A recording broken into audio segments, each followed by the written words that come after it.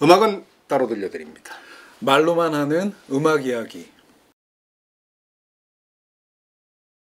On Sunny Side of Street, 거리의 햇살 아래서 1930년대 재즈 스탠다드 중에 가장 밝은 노래, 아주 긍정적인 가사의 노래. 오늘 이 곡을 갖다가 소개하는 이유는 경제 상황이 암울하다고 그러는데 다 암울하죠. 다 생각해보면 뭐.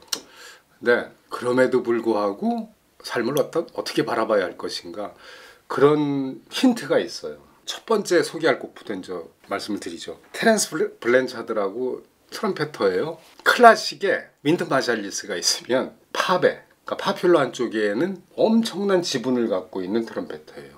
나이가 둘이 비슷하죠. 1년 차이. 같은 세대죠. 예. 그리고 영화 음악을 한 50편가량 영화 음악을 작곡을 했어요. 스파이크리 감독. 스파이크리, 네. 우리 모베트 블루 한번 소개했었잖아요. 네. 그 음악도 이 양반이 음악 감독을 한 거죠. 음악 감독을 하고 그걸 또 만들었어요. 테렌스 블랜차드의 2001년 앨범이에요. Let's Get Lost라는 앨범인데, 이 앨범에 4명의 여성 재즈 보컬리스트가 초대가 됐어요. 다이애나 크롤, 제인 본 하이트, 다인 리브스, 카산드라 윌슨, 이렇게 4명. 2001년인데 그 당시에 가장 인기 있는 여성 재즈 보컬리스트 4명을 모았어요. 테렌스 블랜차드의 영향력을 알 수 있죠.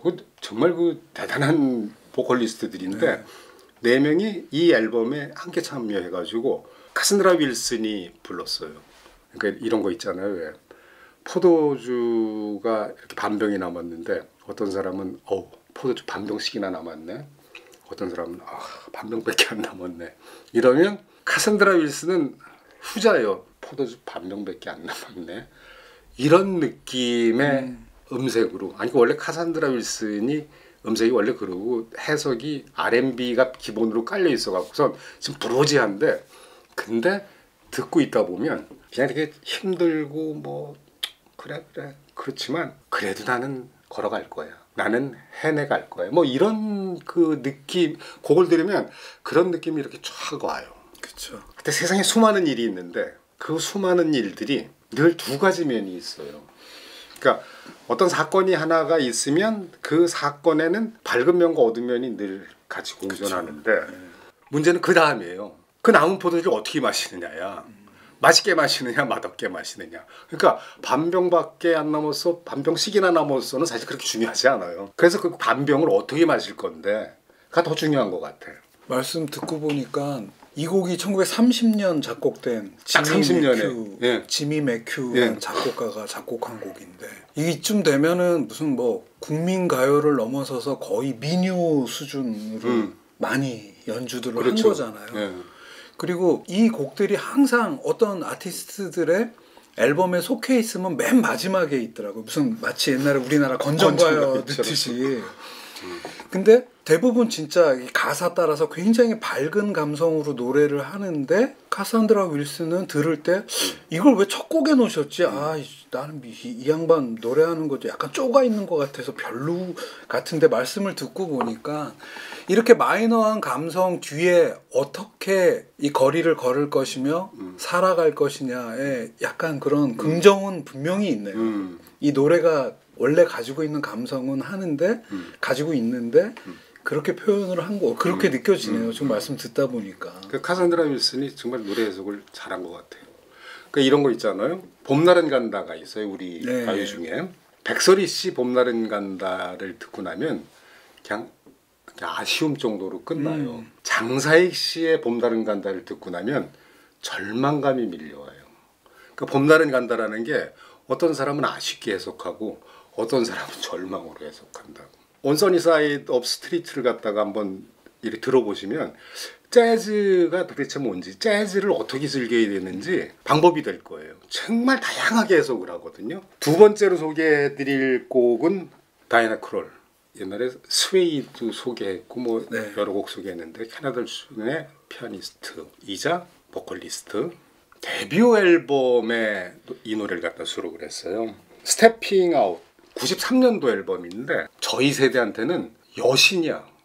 얼굴도 이뻐, 노래도 잘해, 피아노도 잘 쳐. 그 모든 것을 갖춘 걸 이 앨범에서 딱 보여준 거예요. 이 곡은 보너스 트랙에 들어가 있어요. 그러니까 맨 처음에 정규 앨범에는 들어가 있지 않았었는데 나중에 이 곡을 갖다 집어넣는데 역시 맨 마지막 곡. 맨 마지막 곡으로. 근데 그 당시 다이애나 크롤의 그 분위기 이런 거랑 정말 잘 어울려요. 시대에 빠진 사람들이 다이애나 크롤 노래를 들으면 그래 고마워, 위로가 돼, 이런 말이 저절로 나올 정도로. 그 재밌는 게 이 베이시스트가 있는데 존 클레이트라는 베이시스트가 이제 베이스를 쳤는데 피아노와 이 베이스의 주고받는 거 인터플레이가 좋아요. 이 곡은 또 곡이 아주 그렇게 귀에 들어와요. 노래를 듣다 보면은 아주 그 싱그러운 큰 걱정, 큰 좌절 이런 걸 갖다가 느껴보지 못한 젊은 날 다이애나 크롤의 목소리. 이 노래 가사가 그렇게 시작하잖아요. 옷 갇혀 있고 모자 쓴 다음에 문 앞에다가 근심 걱정 내려놓고 거리를 걷는 거야. 뭐 이런 느낌으로 시작하잖아요. 뒤에 이런 게 나와요. 나만의 브루스와 그늘 아래서 걷곤 했어요. 하지만 난 두렵지 않아요. 동전 하나 없지만 난 록펠러처럼 부자예요. 왜 부자냐? 내 발에 금가루 먼지가 날려요. 햇살이. 그 거리의 그 햇살이 금가루 먼지. 역광을 받으면 먼지가 이렇게 싹 날리는. 그러니까 쉽게 얘기해서 충분하다고 보면 참 많은 게 충분해요. 그러니까 불행하다고 생각하고 좌절감이 밀려오면 그냥 쉽대요. 병원 응급실 앞에 30분만 서 있으래요. 그러면 건강하게 멀쩡하게 있는 것 이것만으로도 난 정말 행복하구나라고 느낀다고. 복권 당첨됐다고 좋아해요. 4, 5년 지나면 복권 안 맞았던 게 더 나을 것 같아. 이런 사람이 복권 당첨된 사람들이 90%가 그렇다면서요. 두 가지가 함께 있어. 그러니까 어떤 면을 보느냐가 좀 중요한 것 같아요. 아니 돈 한 푼 없고 그지 좀 블루스가 가슴에는 흐르고 그늘진 곳을 사람 피해서 이렇게 다니는데 그래도 야 나는 록펠러보다 부자야. 왜? 내 발 밑에 금가루가 휘날리잖아. 아니 햇살 아래 산다는 것 이것만으로도 행복하다고 느낀다 그러면 사실 이게 도인이죠. 내 사지 멀쩡하고 건강하다는 게 얼마나 행복해. 뭐 이렇게 생각할 수도 있죠. 세 번째 소개해드릴 곡이 바로 그런 연주입니다. 정말 달관한 연주야. 좋아, 알았어. 그래, 한번 보자. 한번 갈련다. 내 앞을 막아봐라. 내가 안 가나. 역시 레스터 형. 이 곡의 최고의 버전이라는 생각이 요번에 들으면서도 다시금 들더라고요. 네. 레스터 형과 오스카 피터슨, 그러니까 레스터 형 및 오스카 피터슨 트리오 앨범, 이게 54년 앨범이에요. 근데 연주는 52년 연주인데 54년에 나온 앨범에 있는 거죠. 네. 그러니까 레스터 형이 1세대 재즈맨이라고 할 수 있잖아요. 09년생이니까. 그렇죠. 그러니까 이게 찰리 파커한테도 영향을 줬고, 뭐 존 콜트레인, 그러니까 수도 없이 많은 그 재즈 뮤지션, 테너 색스폰 연주자들이 영향을 받았는데 레스터 형 전에는 색스폰이 좀 무겁고 분위기에 좀 암울한 이런 분위기의 악기로 그런 연주 위주로 이렇게 알려졌는데 레스터 형이 색스폰의 포지션, 음색의 포지션을 갖다가 바꿨다. 그렇죠. 우아하고 밝게 뭐 이런 얘기를 듣는데 또 다른 해석인데 참 좋아요. 정말 산전수전, 공중전에 우주전까지 다 겪고 나서 이렇게 세상을 바라보는 그런 도인의 해석.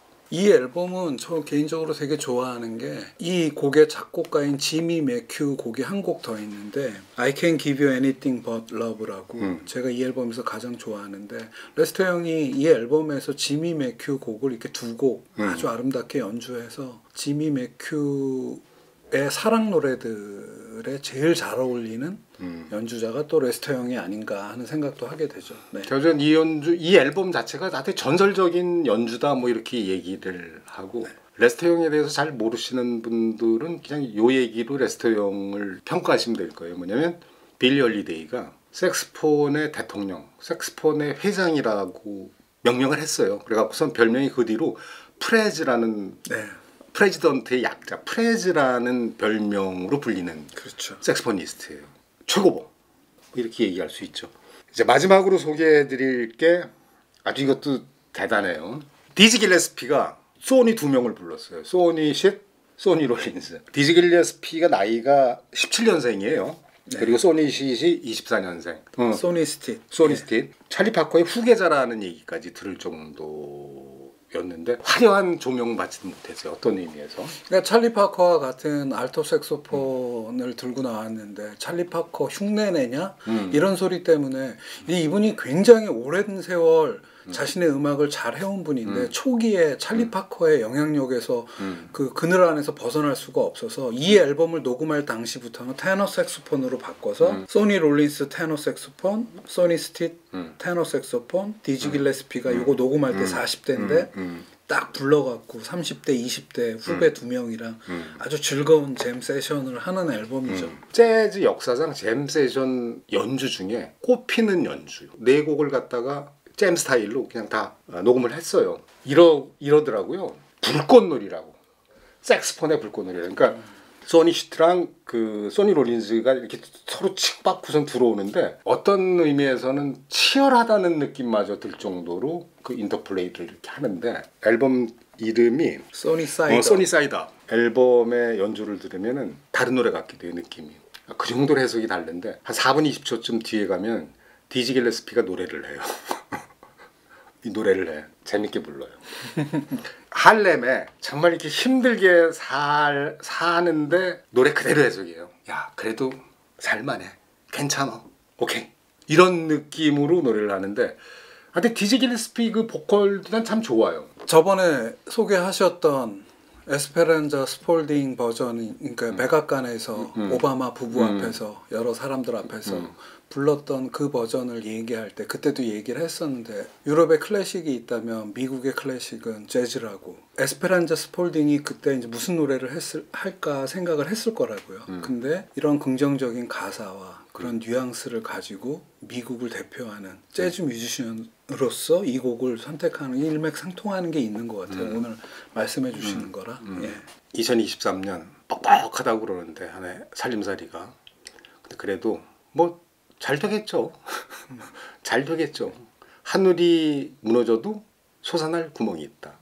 이거 아주 웃기는 얘기 같아도 실제로 그래요. 버틸 방법이 있을 겁니다. 네. 그 버틸 방법 중 여러 가지가 있는데 그중 하나가 음악이고 그 음악 중에 재즈가 있고 재즈 중에 One Sunny Side of Street 이 곡이 좀 위로가 될 것입니다. 네. 네. 여기서 마치겠습니다.